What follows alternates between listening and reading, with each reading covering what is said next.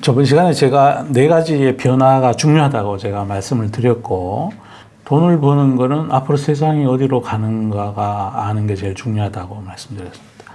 그 네 가지 변화에 제가 오늘 하나를 더 추가하고 싶은 게 있는데, 정치 지형, 세계의 패권의 변화, 요즘 얘기되고 있는 분절화 시대 혹은 블록화된 진영 시대 혹은 또 신냉전 시대 이렇게 표현되는 것도 지금부터 한 굉장히 오랜 시간 동안 그걸 주의 깊게 봐야 될 것 같아요. 그 5가지 큰 아젠다를 가지고 거기에서 자기가 이제 공부를 해 보는 거예요. 뉴스도 보고. 그 뉴스를 보실 때 여기 투자하시는 분들은 그 경제면만 보시잖아요. 경제면, 증권면 이런 것만 보시잖아요. 절대로 그렇게 하면 안 돼. No. 안 됩니다. 그것은 다른 모든 세상의 변화가 어떤 그 증권에 미치는 그거 최종 결과만 갖고 여기 올랐니 내렸니 이렇게 얘기하는 거거든요. 변화의 원인을 증권면에서는 안 다룹니다. 그런데 우리는 원인을 알아야 되거든요. 원인을 알아야 내일의 증권면에 실릴 기사를 미리 알게 되는 거니까. 그래서 여러분께서 종목 발굴을 하시기 전에 발굴을 하시려면 반드시 봐야 되는 신문의 면이 있는데, 일단 세계면은 반드시 보셔야 됩니다. 세상이 어디로 돌아가는지 세계면은 꼭 보셔야 된다는 거죠. 그리고 또 구독하시고 계시는 신문들 중에 일반 정치만 많이 다루는 신문만 보지 마시고 디지털화된 기술의 변화를 다루는 또 일간지들이 있어요. 그 일간지도 꼭 구독해 보셔야 기술의 변화를 알 수가 있어요. 그다음 한국 정치를 갖고 얘기하는 건 전혀 그건 보지 않으셔도 되고, 하여튼 세계면 보셔야 되고, 기술 변화를 알려주는 그 신문 일간지들도 꼭 한번 보셔야 된다. 그리고 경제면은 이렇게 그냥 그건 사실 결과물이니까, 경제가 기관차의 맨 앞 열차는 아니거든요. 열차에. 기관차는 여기 세상의 변화라는 거죠. 그리고 세상의 변화에 세계의 정치 지형의 변화, 기후의 변화 이런 것들이 있고, 이 증권면이나 경제면은 조금 뒤에 있는, 여기를 따라가는 열차인 거죠. 그래서 신문 보실 때 그런 식으로, 그다음에 또 문화면 반드시 보셔야 되고, 세상의 소비 트렌드가 어떻게 바뀌는지 문화면도 보시고, 또 연애면도 꼭 보시기를 권해드립니다. 사람들의 본능과 욕망이 어떻게 움직여 가는지, 요즘은 뭘 즐겨 하는지 이런 면도 꼭 보셔야 되고, 그래서 사실은 신문을 놓고 봤을 때 가장 안 봐도 되는 면은 증권면입니다. 그건 결과거든요. 매일매일 매매의 결과들이 신문 전체에서 종합면에서 다 이루어진 것들의 결과가 증권면에 나타나는 거니까, 그래도 안 보면 섭섭하니까, 이거 요즘 신규 상장 종목에 뭐가 있지? 오늘 외국인은 뭘 많이 샀지? 이런 거 한번 보시는 거는 괜찮은 것 같습니다. 그래서 종목을 그렇게 종합적으로 이렇게 뉴스도 보시고 책도 읽으셔서 이제 종목을 발굴해서, 그래서 어떤 게 앞으로 유망할 거라는 생각이 딱 들면 이제 네 가지 큰 변화의 흐름, 이제 제가 하나 추가했으니까 5가지입니다. 변화에 맞는 기업군들을 찾아보는 거예요.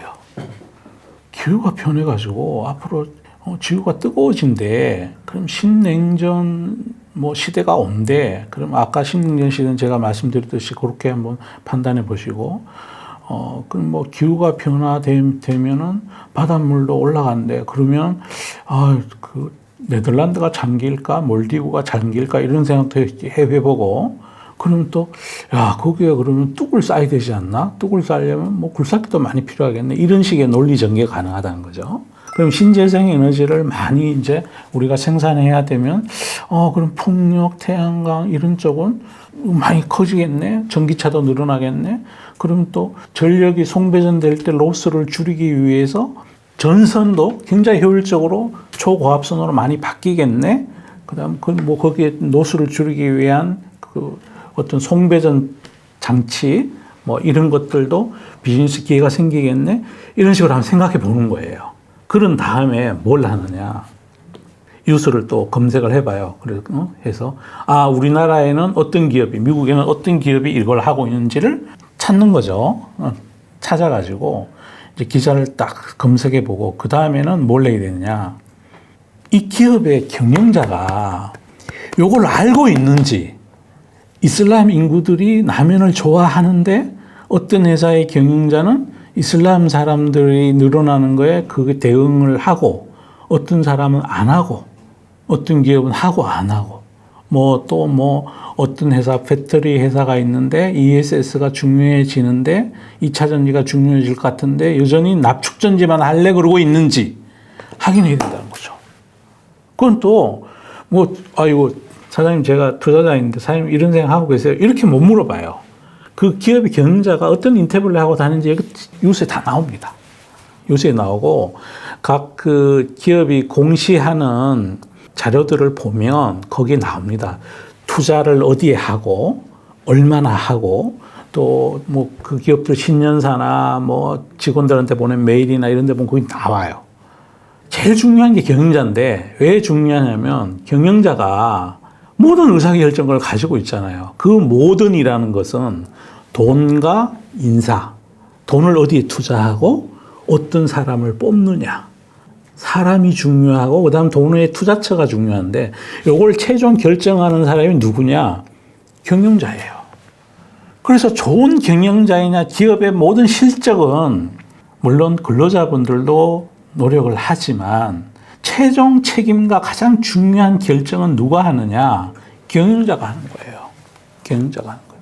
그래서 경영자가 이런 변화에 맞게 자기가 변하려고 그러고 있는지를 확인해야 된다는 거죠. 자, 그럼 이제 큰 테마가 나왔고 그 테마에 맞는 자기 나름대로 이런 인더스트리가 앞으로 좋을 것 같다라고 나왔고 그 다음에 한국의 어떤 기업들이 이 연관된 비즈니스를 하는 애들인 것도 알았고 그럼 경영자도 기사 검색하고 회사 물어보고 그랬더니 우리 그런 쪽에 관심 많고 그쪽에 투자할 생각이 있어라고 요 얘기만 듣고 주식 사시면 큰일 난다 이거죠. 그 다음에 굉장히 중요한 건데 투자는 한대. 그런데 의미 있게 투자할 돈이 없어. 그러면 할 수가 없는 거예요.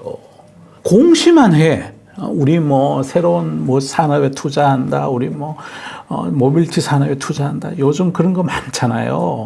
어떤 인더스트리가 옛날에 닷컴 뽑을 때는 인터넷이 좋다 그러니까 출판사도 회사 이름 뒤에다 닷컴을 붙이던 시절이었어요.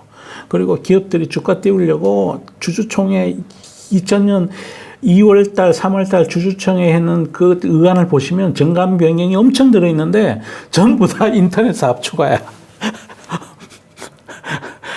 진짜 대한민국 기업의 거의 한 절반 이상은 인터넷 사업을 추구한 것 같아요. 제 얘기가 좀 약간은 가정이 있습니다만 하여튼 상당히 많은 기업이 인터넷 사업한다. 돈도 없어. 그 다음 또 중요한 거 있어요. 기술 능력을 가지고 있는지. 이 두 개가 굉장히 중요해요. 그래서 우리 작은 기업들 중에 공시하잖아요. 우리 새롭게 무슨 2차 전지 산업에 들어간다. 우리 새롭게 요즘 인기 있는 또 바이오가 인기 있을 때는 진하게나 다 바이오 한다 그랬어요. 신사업 추가, 바이오, 헬스케어 비즈니스 추가 이러면 막 주가가 오르고 막 그래요. 저는 그런 걸 쳐다보면서 정말 한심하게 그지 없어요. 그렇게 투자하시면 반드시 안 됩니다. 결과 안 좋습니다. 그러니까 이 기업이 경영자가 그런 생각을 하고 있고 그 다음에는 능력이 인지를 봐야 된다는 거예요. 능력은 재무 능력과 기술 능력 두 가지를 반드시 봐야 된다. 그 다음에 여기까지는 검증이 됐어. 검증이 됐는데 그렇다고 주식을 사야 되냐. 또 하나 더 걸러야 돼요. 지배구조를 봐야 돼요. 은행주가 돈을 그렇게 버는데 주가가 안 오르잖아요. 그 이유는 지배구조에 있는 거거든요. PR이 3배고 PBR이 0.3배면 주가가 올라야 될 거 아닙니까? 안 오르잖아요. 근데 지배구조가 공적 자금이 아직은 30%가 남아있어.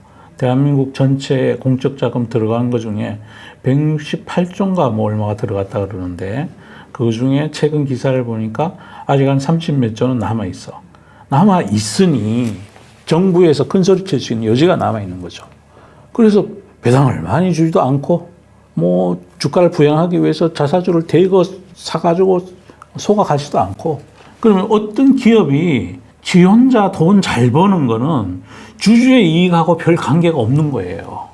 왜냐하면 집에 금송아지 있다고 얘기하는 거랑 똑같은 거예요. 친구가 집에 금송아지 있는 거를 팔아서 나한테 밥도 사주고, 같이 놀러도 가주고, 시간도 같이 써주고, 그래야 좋은 건데, 지배구조가 나쁜 회사의 주식은 그 회사가 아무리 돈을 많이 벌고 잘 벌고 성장해도 주주에게는 돌아오는 그 통로가 단절된 버리니까.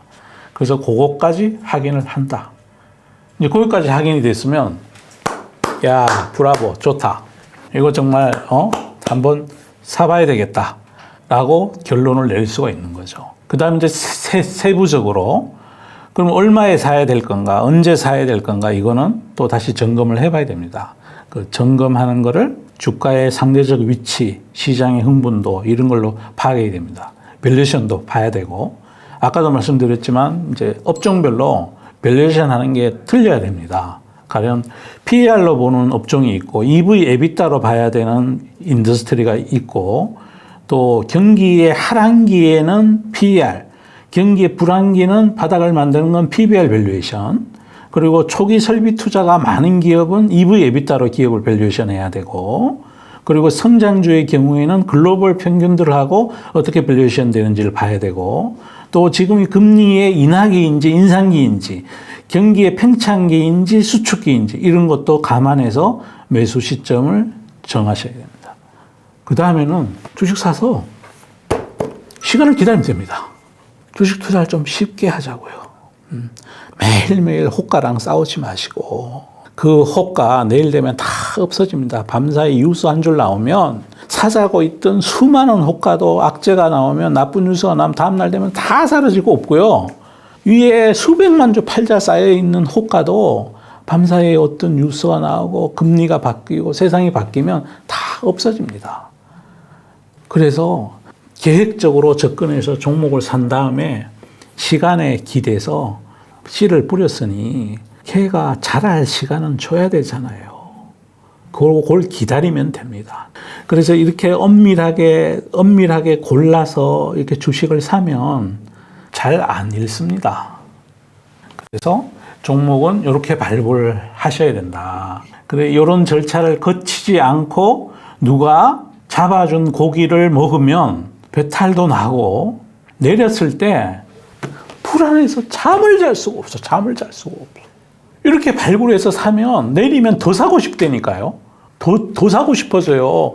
아, 내가 이렇게 확신을 가지고 있는데 분명히 세상은 큰 트렌드가 이렇게 바뀌어서 네 가지 큰 변화로 기후 온도가 올라가고 각국 정부에서는 거기다 막 쓸 텐데, 그럼 몇 년 뒤 되면 우리나라의 정부도 그걸 지원을 할 거고, 그럼 이 기업의 어닝이 늘 거고, 미국과 뭐 서방은 우리한테 도움을 줄 거고, 자기를 위해서 도와주는 거지, 아니면 중국이 미워서 도와주는 거나 그럴 거라는 거죠. 지켜야 될 원칙, 그리고 시청자분들께서 꼭 요것은 지켜주시면 계좌가 조금 덜 터지거나 행복할 것 같은 이제 그런 거를 말씀드릴게요. 제일 첫 번째 원칙은, 이게 사실은 엄청나게 중요한 원칙인데, 아는 것만 투자하라는 거죠. 그러면 안다는 게 이 참 추상적인 거잖아요. 도대체 저기 이웃집에 있는 누구가 예를 들어 그 어떤 기업에 다녀, 임원이야. 근데 그분하고 나하고 잘 알아. 그분이 어느 날 나한테 그러는 거야. 우리 회사 주식 좀 사봐. 좋을 거야. 그걸 안다고 할 수 있을까요? 그건 아는 게 아니에요. 또 혹은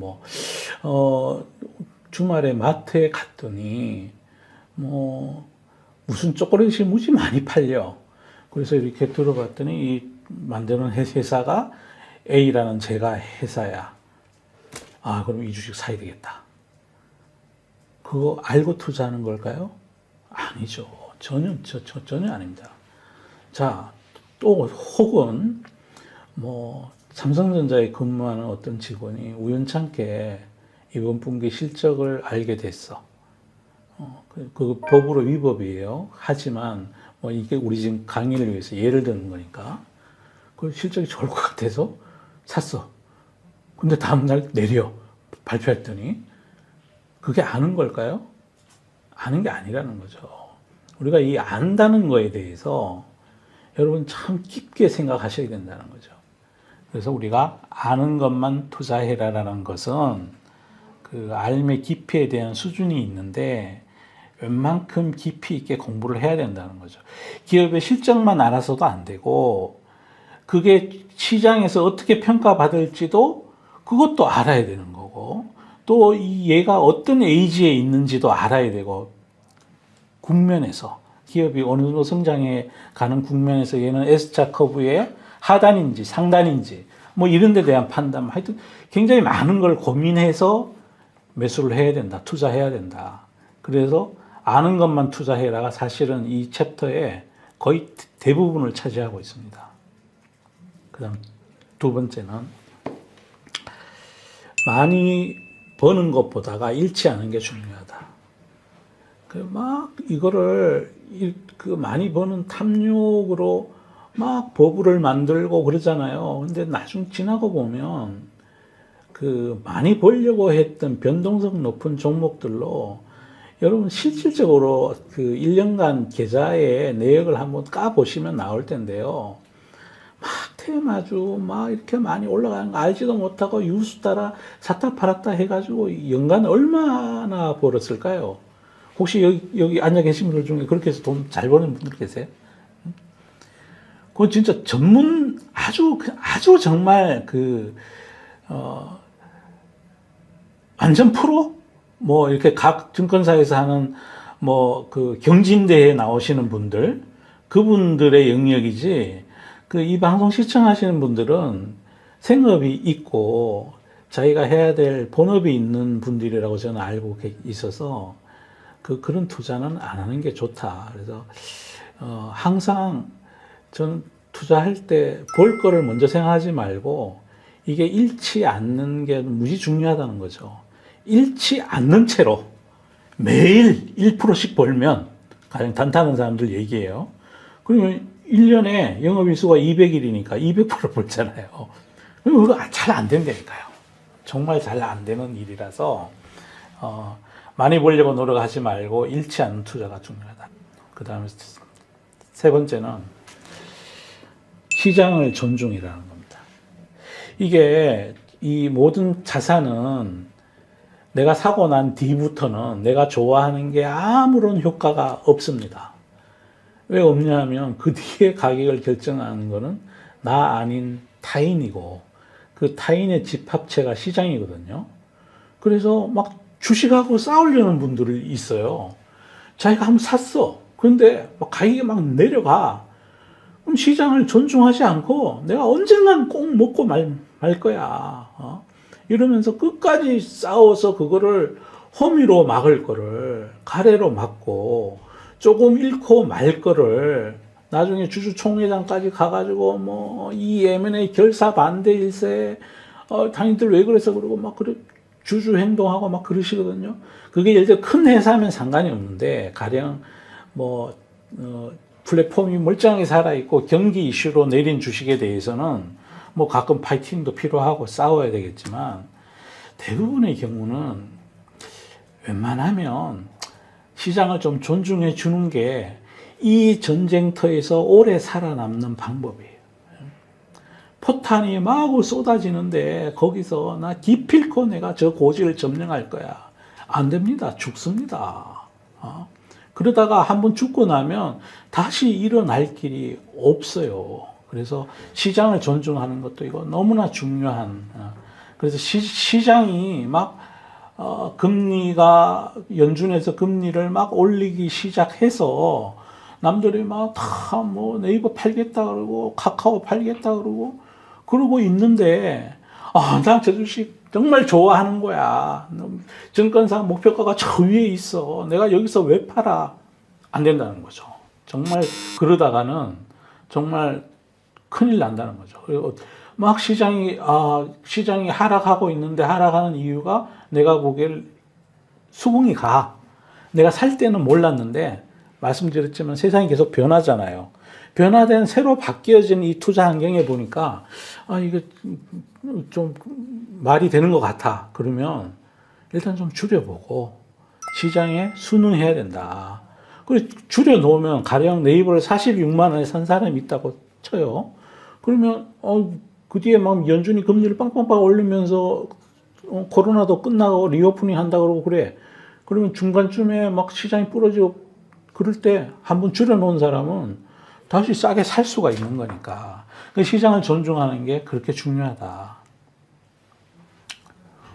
네 번째는 단기 매매 하지 말라는 얘기예요. 세상의 변화와 시간에 기대는 투자를 해라. 그거를 돈 버는 데 있어서 이제 제 경험상은 이렇습니다. 저는 단기 매매도 개인 투자하면서 해봤는데요. 정말 소질이 없는 것 같아요. 그래서 이게 단기 매매에서 돈을 버는 게 너무나 힘든 일이구나. 매일매일 증권면을 따라서 움직이는 게 너무나 힘든 일인가를 저는 깨달았고요. 누적해서 보면 사실 단기 매매로 얻는 소득은 거의 없다고 보시면 돼요. 그래서 제가 돈을 많이 벌었던 그 가령 투자의 사례들은 대부분 시간, 사람이 벌어준 것 같아요. 그래서 큰 돈은 돈과 사람이 벌어줘요. 이건 진짜 저 같은 경우에는 거의 확실했던 것 같아요. 그래서 어떤 장기적으로 그게 펀드의 수익률이 됐던 제가 펀드 할 때도 그랬고 이렇게 그때 뉴스 따라 매매한 것들은 돈이 되질 않고 이게 앞으로 세상이 이렇게 바뀔 것 같아 하고 책을 읽고 나서 어떤 인더스트리를 아까 종목 발굴 컨셉으로 그렇게 해서 막 의미 있게 펀드에 편입했던 것들은 아마 그거 지금 그대로 갖고 있었으면 한 30배 났을걸요. 그런 거라서, 돈을 크게 벌어주는 거는 사람과 시간이 벌어주지, 손가락 테크닉이 벌어주지 않는다라는 거는 꼭 생각해 보셨으면 좋겠어요. 근데 손가락 테크닉이 하면 할수록 정부랑 금융기관만 돈을 벌죠. 그래서 큰 투자를 해라.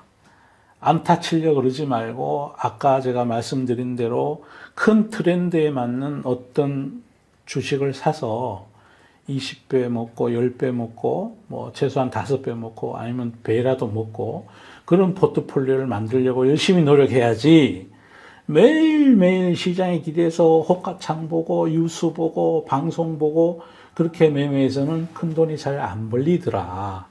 실증적으로 그렇더라 라고 말씀을 드립니다. 그 다음에 이제 평정심을 유지하라고 말씀드리고 싶은데 그 마음의 변화가 가격에 따라서 너무 왔다 갔다 하면 눈에 헛게 보여요. 정말 팔아야 될 때 사게 되고 사야 될 때 팔게 되고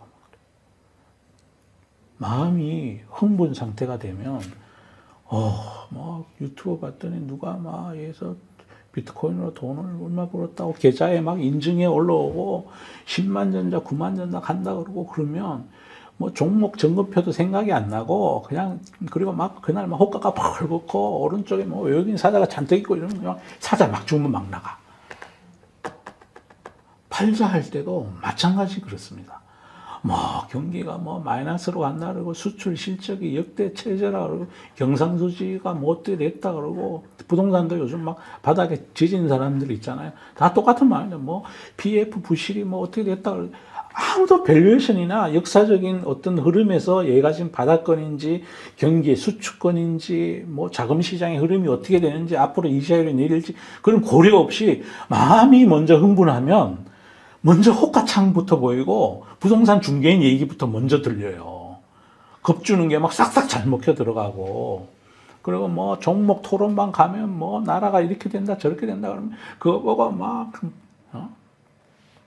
평정심을 유지하는데 평정심을 유지하면서 지켜야 될 쳐다봐야 될 거는 맨 처음에 종목 발굴을 했을 때 가졌던 생각 그게 있을 거거든요. 그걸 하나하나 따져보는 거예요. 지금 가격은 이렇게 내렸고 근데 요 점검표상에 뭐가 달라졌는지 그래서 달라진 하락의 이유나 상승의 이유가 어그리가 되면 그냥 그대로 가는 거고 아니 뭔가 달라진 게 있으면 그때는 액션을 해서 비중을 줄이든가 더 늘리든가 이렇게 하셔야 된다는 거죠. 대표님만의 평정심을 유지하시는 방법이 있을까요? 그냥 단말기를 끕니다.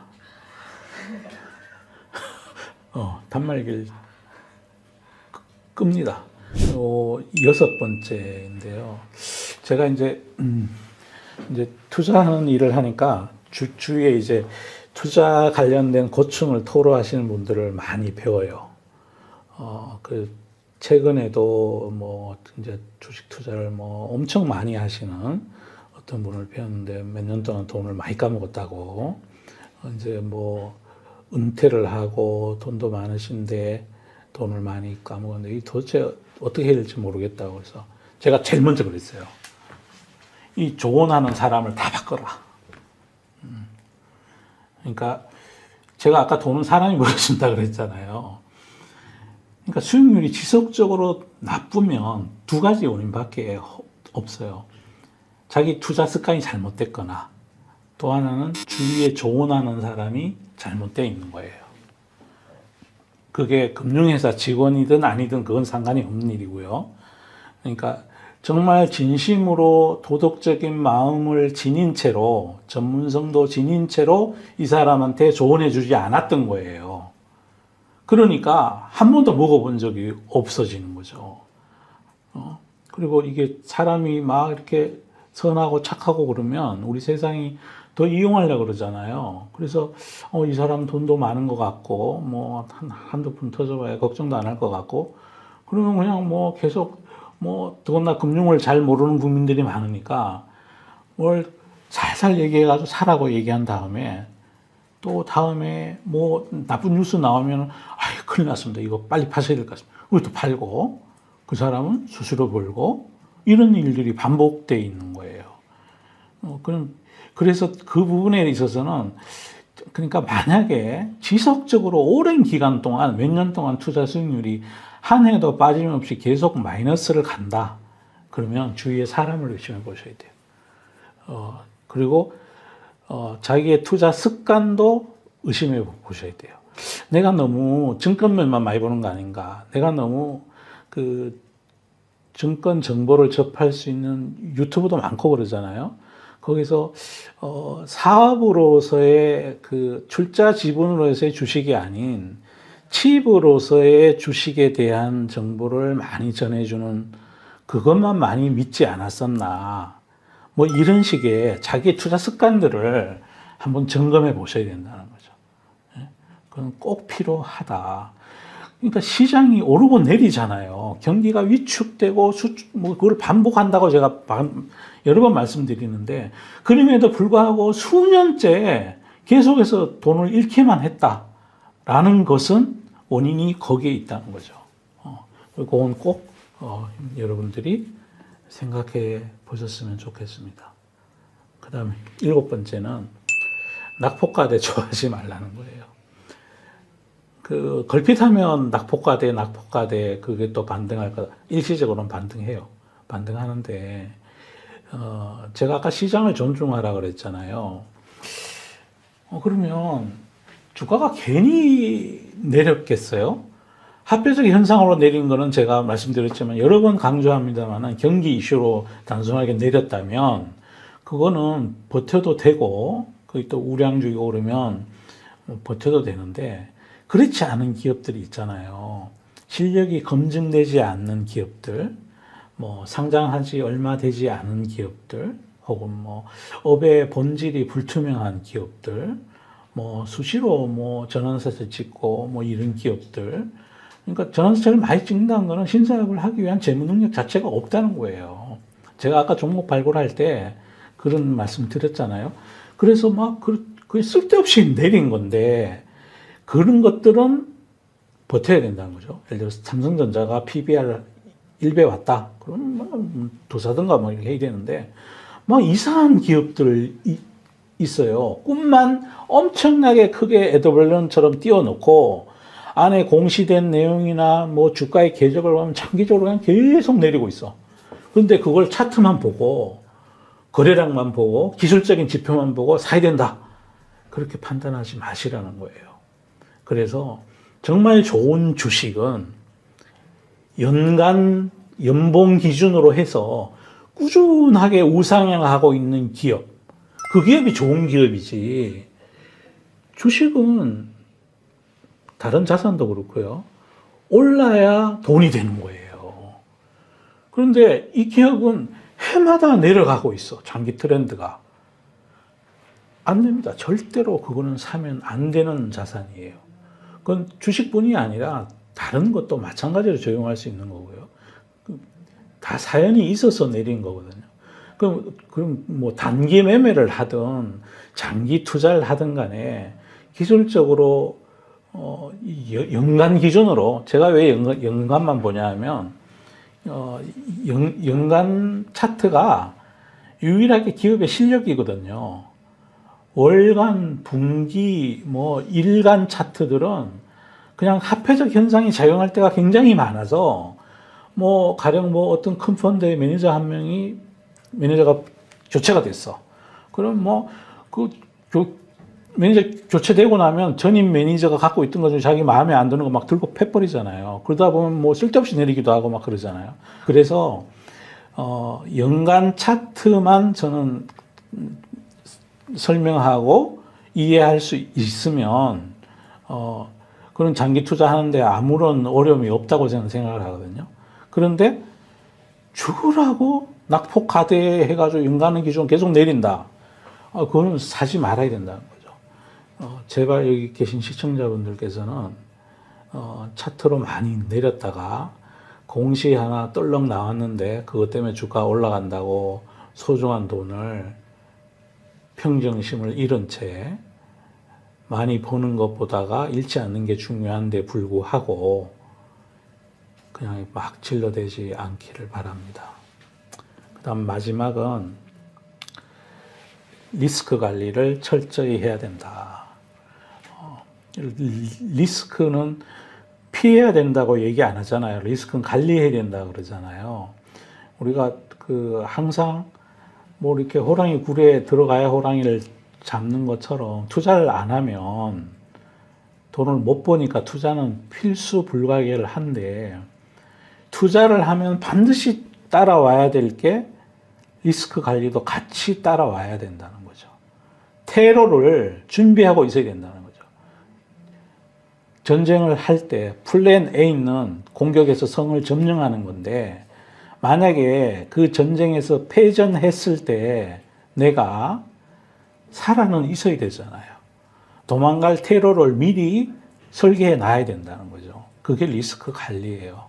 그리고 리스크 관리는 요거 설명드리고 나서 다음 챕터에서 리스크 관리에 대해서 제가 가진 생각을 말씀드리도록 하겠습니다. 지금까지 투자할 때 꼭 지켜야 되는 원칙에 대해서 제 나름대로 제 경험을 가지고 여러분들께 말씀을 드렸고요. 뭐 이런 투자 원칙 중에 뭐 저보다 더 훌륭하신 분들의 원칙과 겹치는 것도 있고 또 제가 미처 언급하지 못했던 원칙들도 있을 겁니다. 그래서 어찌됐든 간에 기준을 가지고 투자를 해야 된다는 걸 제가 말씀을 드리고자 했습니다. 지금까지 투자할 때 지켜야 될 원칙 이런 거에 대해서 말씀드렸습니다. 투자를 하면 그 계좌 평가액만 늘어나고 줄어나는 걸 보셔서 안 되고 내가 투자를 했다. 한 손으로 투자를 했으면 다른 한 손으로는 반드시 해야 되는 일이 있습니다. 그게 리스크 관리입니다. 난 투자만 하고 리스크 관리는 안 할래 그러면 투자를 안 하셔야 됩니다. 그러니까 처음부터 전쟁을 시작할 때 공격도 있지만 방어도 있어야 되잖아요. 그래서 많은 개인 투자가분들이 공격만 꿈에 있고 자기가 생각한 장밋빛의 결과만 생각하는 거예요. 근데 그렇게 해서 어떻게 돈이 잘 벌리던가요? 안 그러잖아요. 그러니까 리스크 관리는 투자를 하면 리스크 관리는 반드시 수반되어 와야 되는 필수 부가기를 한 거다. 투자가 남편이면 리스크 관리는 아내이다. 혹은 부모와 자식이다. 이렇게 생각해서 한 몸으로 요거는 동전의 앞면과 뒷면이다. 붙어 있는 거다. 이렇게 생각하셔야 된다는 거죠. 투자만 하고 나 리스크 관리 안 할래. 그러면 아예 투자를 안 하셔야 됩니다. 거듭 말씀드립니다. 여러분들께서 투자를 하시잖아요. 이 방송 들으시는 분들은 다 투자를 하시는 분들이고 투자를 하면 리스크 관리는 반드시 해야 된다는 거죠. 이걸 안 한 채로 투자를 하는 거는 그건 정말 산소통 매지 않고 바닷속에 뛰어드는 잠수하는 거랑 똑같습니다. 몇 분 못 버팁니다. 오랫동안 투자의 시장을 헤엄치려면 반드시 리스크 관리를 해야 된다라고 말씀드립니다. 그래서 리스크 관리란 뭐냐? 그래서 제가 생각하는 리스크 관리, 그리고 물론 이제 이것도 막 어렵게 하기 위해서 리스크 관리에 대한 자격증도 있고요. FRM이라고 그러죠. 그래서 뭐 이게 굉장히 어려운 분야입니다. 막 그 통계학도 들어가고 뭐 또 대학 때 투자론을 들어보면 뭐 여러 가지 모델로 나오고 막 그런데 그거는 이제 포트폴리오 크게 하는 그런 사람들에게 필요한 것 같고 우리 개인 투자자분들께 필요한 리스크 관리는 이제 제가 생각하는 건 요 정도 아닌가 싶습니다. 가장 첫 번째. 자, 그럼 가장 큰 리스크는 뭐냐? 또 똑같은 얘기인데 알지 못하면 그게 가장 큰 리스크입니다. 가장 큰 리스크는 내가 모르고 자산을 투자하는 거. 그래서 안다는 게 뭔지는 이따가 이제 종목 점검표로 또 말씀을 드릴 겁니다. 아무것도 모른 채로 뭘 덥석덥석 사고 누가 얘기했다고 사고 방송에서 나와서 누가 얘기한다고 사고 기술적인 지표는 온통 과거인데 과거에 이 기업이 이 가격대면 지지되더라. 여기가 20일 평균선이다. 해서 거기다 사고 큰일 납니다. 큰일 납니다. 알고 사셔야 됩니다. 아는 게 뭔지는 제가 아까도 누차 말씀드렸고 이제 다음 시간에 자세하게 우리가 얼마나 알아야 되는지 말씀을 드릴 겁니다. 그 다음에 두 번째, 변동성이 너무 높은 것도 리스크 값을 많이 까먹습니다. 근데 개인 투자가분에 상당히 많은 분들이 오히려 변동성 높은 주식을 좋아합니다. 그런데 왜 그렇게 됐냐 하면 이제 시간에 기대고 사람에 기댄 투자를 하는 게 아니라 기업에 기댄 투자를 하는 게 아니라 오늘 사서 오늘 먹어야 돼. 오늘 사서 오늘 먹어야 되고 오늘 사면 내일 먹어야 돼. 그러니까 자꾸 그렇게 되는 거예요. 근데 저도 처음에 이제 자유인이 되고 난 다음에 그런 것도 한번 해봤거든요. 근데 지나고 나니까 돈 안 되더라고요, 그거는. 정작 돈이 되는 거는 장기적인 안목으로 투자한 것들, 그런 것들이 크게 돈을 벌어주고, 그랬지. 변동성이 막 높은 거를 어떤 거 막 상한가도 가고 그래요. 그러면, 야, 내가 어제 저거 샀더라면, 그거요. 모르긴 해도 그런 걸 쫓아다니면서 매매하는 거는 완전 전문가의 영역입니다. 여기 이 강의 들으시는 분들은 그런 쪽은 저거는 그냥 내가 먹을 떡이 아니다. 가령 시가총액 너무 작은 것들 그런 것들에 막 변동성이 하루에 주가의 변동폭이 들쭉날쭉하는 주식들은 이거는 내가 해야 될 그 투자가 아니다 이렇게 생각하고 또 실제 펀드를 평가할 때도 변동성 지수를 봅니다. 샤프 지수라 그래서 같은 수익률이더라도 변동성이 너무 크게 해서 돈을 번 거는 가령 차를 타고 갈 때 덜컥거리는 달구지를 타고 가는 거랑 벤츠를 타고 가는 거랑 목적지에는 똑같이 간다 그러더라도 가는데 편안함이 틀립니다. 편안하게 그렇게 마음고생 덜 하면서 멀미 안 하고 가야 그게 좋은 투자이지. 걸핏하면 덜컥덜컥거리고 하늘은 올랐다가 하늘은 내렸다가 그러면 그 투자는 리스크 관리 차원에서 보면 굉장히 위험한 투자다. 그래서 변동성이 너무 높은 주식은 좋아하지 말아라. 그 다음에 세 번째, 거래되는 유동성도 큰 리스크입니다. 유동성이 너무 작은 주식, 가령 예전에 이런 경우 있었어요. 그러니까 거래가 너무 적게 되는 주식인데 밸류가 싸. PBR도 싸고 PER도 싸고. 그러면 가치주주 펀드 하시는 분들이 이거 엄청난 밸류가 싼 가치주다 이러면서 담아. 나중에 그 펀드 한매가 나오면 거꾸로 못 팔아요. 살 때는 사서 올랐겠지만 시간이 흘러가서 만약에 또 세상이 변해서 펀드에 한매가 나오면 거래량이 적다 보니 파는 만큼 가격 변동성이 더 생깁니다. 그래서 어떤 에셋을 살 때 가장 투자 규모가 사람마다 다 다를 거 아닙니까? 그래서 나는 뭐 총 투자 금액이 뭐 1억이야. 그러면 그걸 10종목 나눠 하면은 1,000만 원 정도 되잖아요. 최소한 한 틱에, 한 호가에 1,000만 원 정도는 거래가 돼야 된다. 이제 예를 든 거예요. 그러니까 또 유동성에 대한 건 이런 것도 좋은 예가 되겠죠. 부동산이 있잖아요. 이 부동산은 유동성이 잘 없는 장외 시장이잖아요.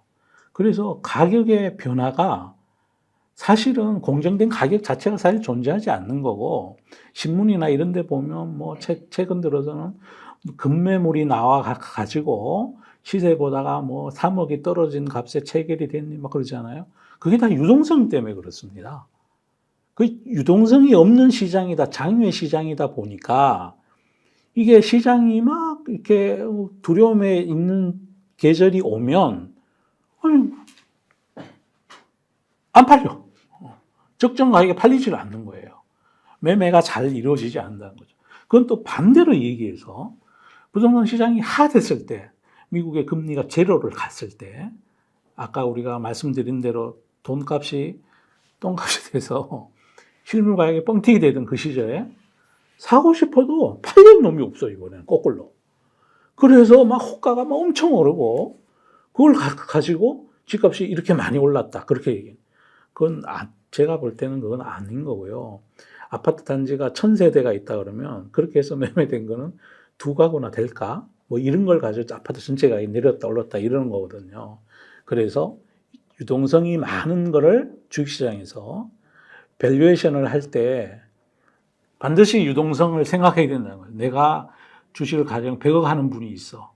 그런데 어떤 게 거래되는 게 한 틱에 거래되는 게 뭐 100주, 200주밖에 안 돼. 100만 원, 200만밖에 안 되는 시가총액이 작은 종목이다. 그거는 편입하면 안 됩니다. 아무리 싸 보여도. 자기가 사면서 다 오르고 자기가 팔면서 다 내려갑니다. 세상 앞날을 누가 알겠습니까? 팔아야 될 이유가 생길지. 그래서 우리가 가치주라고 밸류가 싸다고 그러는 주식 중에 거래량이 일평균 거래 대금이 몇십억밖에 안 되고 그런 것들은 가치주가 아닙니다. 그분들이 유동성에 대한 고려를 안 하신 거죠. 그래서 유동성을 이왕이면 유동성이 많은 게 좋다. 내가 사고 팔 때 항상 언제든지 현재가하고 별 차이가 없는 가격에서 엑시스를 할 수 있고 현재가랑 별 차이가 없는 가격에서 살 수 있는 주식이 훨씬 더 밸류가 높다. 유동성이 작은 것은 리스크다. 그 다음 네 번째는 검증되지 않는 자산을 리스크 관리해야 된다. 가령 신규 상장 기업들, 여러분들 그거 아시는지 모르겠어요. 아마 2000년 이후부터 지금까지 신규 상장된 모든 기업 중에 공모가를 넘어가 있는 기업 비율이 몇 프로일까요? 혹시 몇 퍼센트 정도일까요? 10%? 5%.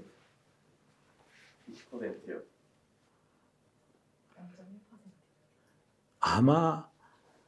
아마도 그냥 거의 뭐 한 자릿수 대 퍼센트일 겁니다.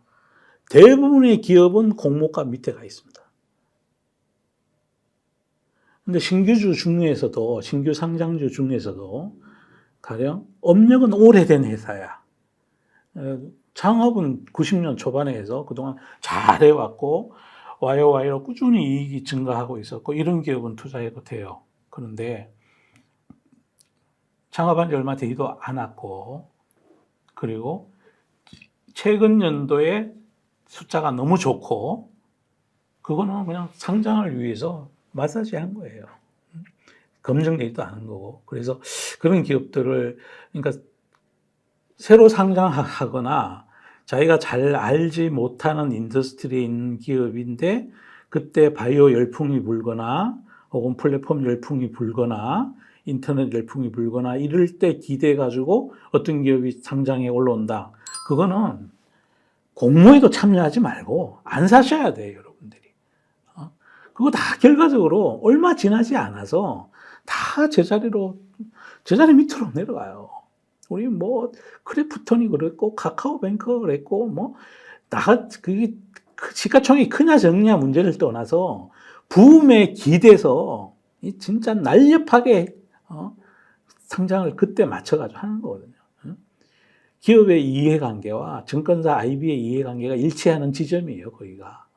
그래서 그런 거 조심하셔야 된다. 그리고 저는 개인적으로는 투자 금액이 제법 많으신 분들은 시가총액 5천억 미만은 거래하지 말 것을 제가 추천드리고 싶어요.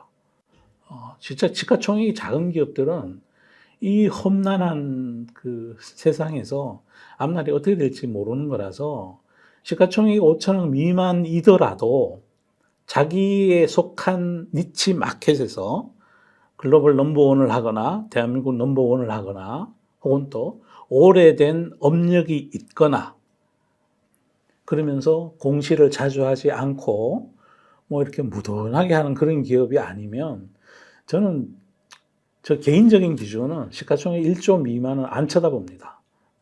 그게 오히려 여러 가지 그냥 마음 편하게 편하게 행복하게 돈 벌자고 하는 건데 불편해요. 그 다음에는 이거 진짜 제발 권해드리고 싶은데 정보매매 하시면 안 돼요. 법적으로도 위법이지만 정보매매를 하면 안 되는 가장 큰 이유가 뭐냐면 매매가 정보를 준 사람한테 예속돼요. 좋은 일이 있대. 그래서 샀는데 주가가 내려. 팔지도 못해. 좋은 일이 있다 그랬는데? 그럼 또 그 사람한테 전화해서 물어봐야 돼. 뭐 좋은 일이 있다 그러는데 이거 뭐 좋은 일이 없나 봐. 내리네. 그럼 그 사람이 또 뭐라 그러겠어요? 뭐 그런 거 갖고 전화해. 조금 기다려봐. 좋은 일 있어. 그러면 또 못 팔아. 못 판다니까? 그리고 또 만약에 반대로 올랐어. 오르면 또 좋으니까 이제 신나게 그 사람한테 전화를 해. 정보를 준 사람한테. 야, 잘 올라간다. 그러면 그 사람이 뭐라 그럴까요? 그래, 먹었으니까 팔아. 이럴 것 같죠? 안 그래요. 대부분은 10중 8구는 야, 더 갈 거야. 더 갈 거야. 죽여. 안 가요. 안 갈 때도 많고. 그러니까 더 가도 좋은데 제 얘기의 핵심은 뭐냐면 우리가 투자하는 거는 자기가 왕이고 자기가 장수예요. 자기가 투입 시기와 전쟁터를 정하고 자기가 후퇴할 걸 정하고 그걸 다 해야 되는 행위예요, 이 행위가. 그런데 누구한테 얘기를 듣고 하면 그걸 자기가 할 수가 없어. 하여튼 주식 투자는 자기가 싸울 시기, 싸우는 전쟁터, 뭘 가지고 싸울 건가 자기가 결정하는 건데 정보 매매를 하면 내가 그걸 결정할 수 없다는 거예요. 그러니까 절대로 정보매매 하시면 안 된다. 내가 팔고 사는 결정을 내가 할 수 없고 그 사람도 피곤해. 그리고 그렇게 정보를 전해주는 사람이 이것도 의심해 보셔야 돼. 내게까지 들어왔으면 이건 다 아는 거 아니냐. 그래서 이 전쟁터에서 이게 내게까지 들어왔는데 저거 오르고 나면 나는 못 팔게 하고 지들은 다 팔 건데 정보 매매의 결과가 좋은 거를 저는 본 적이 없습니다. 루머 뭐 이런 거 믿고 주식하지 마시라는 얘기. 그 다음은 두레이션 미스매칭. 이거 정말로 중요한 큰 리스크입니다. 단기 자금을 조달해서 장기 자산에 투자하는 행위. 우리나라에 IMF가 왜 왔냐 하면 이것도 영향이 많았습니다. 외국으로부터 단기 차입금을 조달해서 시설 투자를 하고 장기 자산에 투자하는 거죠. 두레이션에 안 맞는 거예요. 그리고 또 뭐 상업용 건물을 사면서 급전을 땡겨서 상업용 건물을 사. 그래서 원래 본대로 가면 아무 상관이 없는데 중간에 엉뚱한 일이 생겨서 이자를 못 갚을 지경이 되고 또 자산을 팔아야 될 자산가액이 급나가는 경우도 생기잖아요. 장기물을 롱했는데 자금 조달은 짧은 걸로 했어. 1년짜리 대출을 빌려서 30년짜리 건물을 샀어. 부동산을 샀어. 그런데 갑자기 IMF가 왔어. 그럼 부동산을 팔아야 돼. 경매에 내놨더니 안 돼. 유동성도 없어. 아까 제가 유동성도 리스크라고 그랬잖아요. 그러니까 경매 나갔는데 30억짜리 건물이 10억에 낙찰이 됐어. 다 잃는 거예요. 완전히 올인당하는 거예요. 한 가지 때문에, 두레이션 미스매칭 때문에. 주식하시는 분들 중에도 뭐 주담보대출 이런 거 받아가지고 하시잖아요. 그거 다 단기물을, 거기 기간이 얼마 안 되잖아요. 거기다가 또 요거는 일정 담보비율 이하가 되면 주식을 자동으로 매각이 돼버리잖아요. 굉장히 위험한 거라니까요, 그게. 자기가 본 대로만, 장밋빛 꿈대로만 세상에 안 간다니까요, 여기가, 이 동네가. 그래서 주식은 자체가 영구채잖아요. 그런데 유동성도 좋고 그러니까 유동성도 좋은 주식을 사갖고 있으면 자기가 팔고 싶을 때 팔 수가 있어지고 리스크 관리가 되는데 유동성도 없는 데다가 단기 자금을 조달해서 주식을 왕창 들렸는데 갑자기 미국에서 난리가 나가지고 아니면 어쨌든 전쟁이 터져서 주가가 막 떨어지기 시작해. 그러면 원래 론을 안 했던 사람은 장기 자금을 빌려서 이 주식을 샀던 사람은 버틸 수가 있는데 이자 내에 버틸 수가 있는데 그게 삼성전자라도 못 버티잖아요. 두레이션 미스매치가 되면. 내일 모레 갚아야 될 돈으로 미수? 내일 모레 갚아야 될 돈으로 40년, 50년, 뭐 100년, 1000년간은 영구채인 주식을 사. 위험한 거예요. 정말 위험. 세상이 어떻게 변할지 아무도 장담할 수 없는 건데 여행이 운이 좋아서 내가 있는 버티는 요 3일 동안은 설마 무슨 일이 있겠어. 그런 마음으로 하는 거예요. 그러다가 한 번 잘못되면 너무 크게 잃는 거니까. 그 다음에 물타기를 하지 말아야 된다. 그건 시장을 존중해야 된다는 이유랑 똑같습니다. 주식은 올라야 먹는 거라서 가령 내가 어떤 주식을 삼성전자를 9만 원에 잘못 샀어. 그럼 8만 원 내려왔다고 자기가 생각해서 또 시장의 전문가분들이 차트를 보고 여기가 눌림목이니까 여기서 물타기가 됩니다. 그래서 샀어. 다시 또 7만 원대. 그럼 또 한 번 사봐. 또 내려와. 계속 물을 타. 그거 안 맞다는 거죠. 자기가 사서 물렸으면 내려가서 삼성전자가 9만 원에 샀는데 8만 5천 원 되면 제가 아까 뭐라고 그러셨죠? 리스크 관리해야 된다고 그랬죠? 시장을 존중해야 된다고. 그러면 거기서 물을 탈 게 아니라 조금 팔아야 된다고. 단 그때 시장 전체 얘가 내리는 이유가 금리 이슈이고 경기 이슈이잖아요. 그러면 하락한 이유가 빤히 보이는데 더 내릴 것 같고 근데 거기다 물을 왜 타냐고. 기다려야 된다고요. 오히려 리스크 관리를 하면서. 그래서 조금 만약 시장 전체가 시장하고 비슷하게 움직이는 종목이면 시장 전체가 안정을 찾을 때까지 참으셔야 돼요. 참으셨다가 안정이 되면 물을 타도 그때 타셔야 된다. 그다음 마지막으로는 저는 갑과 을 중에 갑기업을 좋아합니다. 을기업 투자에는 신중해야 됩니다. 우리 제가 제법 큰 회사인데 그 기업을 설명하면 제일 이해가 빠르실 것 같아요. 우리 LG 이노텍이라고 있습니다. 진짜 엄청난 을기업입니다. 그죠? 매출의 거의 대부분이 애플에 갑니다. 애플에 갑니다.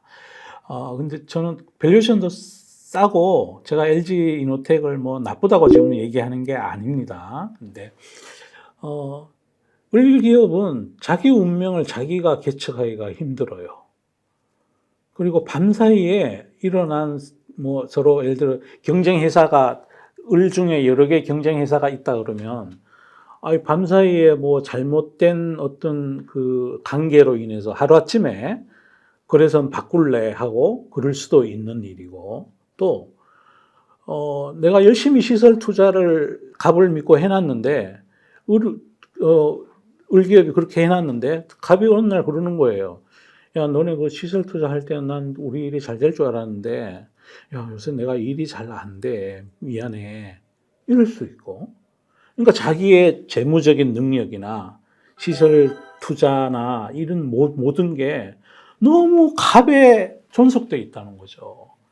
그래서 나는 자기 스스로가 자기의 운명을 결정할 수 있는 그런 기업에 투자하고 싶지 다른 데 어디 예속되는 기업에 투자를 하면 분석의 양이 2배로 늘어나요. 갑기업도 같이 분석해야 돼. 힘들어 죽겠어. 걸핏하면 밤사이 나왔던 뉴스 한 줄로 뭐 어디 무슨 갑기업의 공장이 스탑됐다고? 난 아침에 왜 내는지 이유도 몰라. 공부가 너무 어렵다는 거예요. 을기업은. 그리고 잘 됐을 때 파이도 을기업은 항상 이렇게 적게 가져와요. 그러면 차라리 갑과 을을 알잖아요. 그럼 저라면 갑기업에 투자합니다. 왜 내가 을기업에 투자해서 갑과 을을 동시에 공부하면서 그 고통을 다 겪어야 되나요? 그리고 밤사이에 예를 들어, 이제 LG노텍 같은 경우는 워낙 큰 기업이니까 그런 일이 없겠지만, 가령 삼성전자에 납품하는 기업들이 있어. 기업들이 있는데, 이 기업들 중에 어느 누가 어젯밤에 삼성전자에 잘못 보여가지고, 너 내일부터 납품하지 마. 그렇게 되고, 너한테 주는 걸 다른 회사에 줄래? 이러면, 이것도 무슨 날벼락이야. 그래서 저는 가능하면 자기 운명을 스스로 개척하는 그런 기업에만 투자하는 것을 절칙으로 삼고 있습니다. 그리고 관련해서 뭐 이건 각자 생각이 다를 수 있는 거니까 그래서 뭐 증시의 테마 중에 소부장도 있고 뭐 여러 개 많지 않습니까? 근데 을중 중에서도 슈퍼 을인 데가 있어. 갑에 대해서 더 큰 소리 치는 을이 있단 말이죠. 유일하게 자기가 세계 점유율을 갖는, 예를 들어 뭐 네덜란드의 ASML이라는 회사는 삼성전자에 납품을 하지만 갑이야 오히려. 그러니까 을 중에서도 갑의 지위를 갖는 독보적인 기술 경쟁력과 설사 갑이 기술 뭐 경기에 따라 가지고 불황이 오더라도 CR 하라고 단가 깎으라고 얘기 못하는 그런 을기업에 투자하는 것은 말리지 않습니다. 그건 오히려 건장할 만한 일이고 그건 사실 을이라고 볼 수 없는 거죠. 갑을 관계에 있어서 완전히 종속되어 있는 을기업, 부품회사들, 부품회사인데 얼마든지 경쟁자가 있고 진입의 장벽이 낮은 해자가 없는 그런 기업에 대한 투자는 이게 아무리 잘 나더라도 투자하지 않아야 된다 이거죠. 왜냐? 관계에 의해서 만들어진 그 매출 갑을 관계는 관계가 나빠지면 어느 순간 사라지니까요. 기술로 무장된 을기업은 사셔도 상관없는 일이고요. 네, 여기까지 리스크 관리에 대한 말씀을 짧게 드렸습니다. 그 학문적인 리스크 관리, 교과서에 나오는 리스크 관리는 이거랑 다릅니다. 제가 그거를 뭐 아무 생각 없이 그렇게 이렇게 말씀드리는 건 아니고 그거는 이제 전문적인 큰 펀드 하는 데 대한 리스크 관리가 많이 설명되어 있어서 저는 이게 개인 투자가 분들을 위한 이제 리스크 관리는 이렇게 해야 된다라는 것을 말씀드렸습니다. 네. 질문 있으십니까? 리스크 두려워하고 있는 예비 투자자들에게 한 말씀 해주시겠습니까? 그거는 우리 자본주의 세상에서 이제 권력은 1인 1표의 민주주의에 의해서 결정이 되고 그래서 공정의 가치가 실현돼야 되는 것이고 그리고 또 한편에 경제는 자본주의로 돌아가는 거고 자본주의의 주주권은 돈이 많은 순서대로 투표권이 많아지는 거예요. 그래서 세상은 공정해야 되고 돈은 많이 벌어야 되고 그런데 글로만 해서 혹은 또 뭐 자기 일만 뭐 전문직이면 자기 일로 벌어들인 소득만 갖고는 삶이 그렇게 우리가 노후까지 빵빵하게 보장되지 않는 터라 투자는 반드시 해야 됩니다.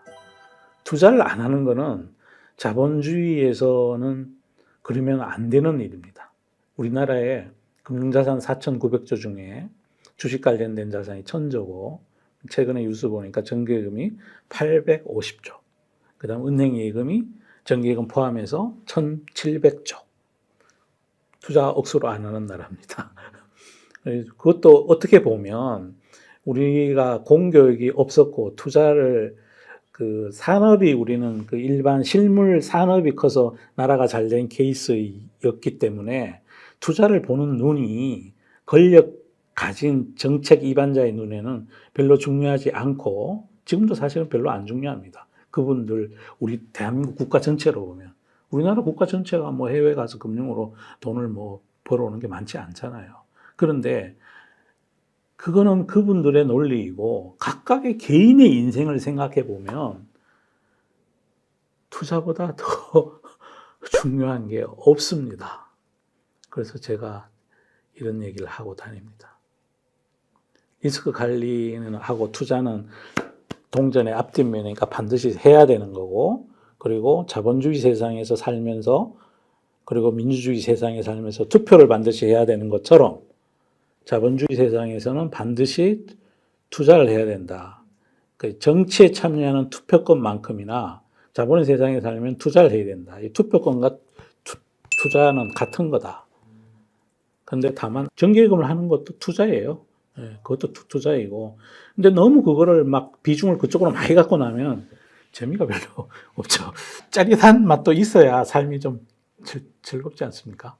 여기까지 해서 리스크 관리에 대한 제가 생각하는 리스크 관리, 장돌뱅이가 생각하는 리스크 관리는 이렇습니다 하고 말씀드렸습니다. 네, 오늘 여기까지 하고 다들 대박 나시기 바랍니다. 네, 마치겠습니다.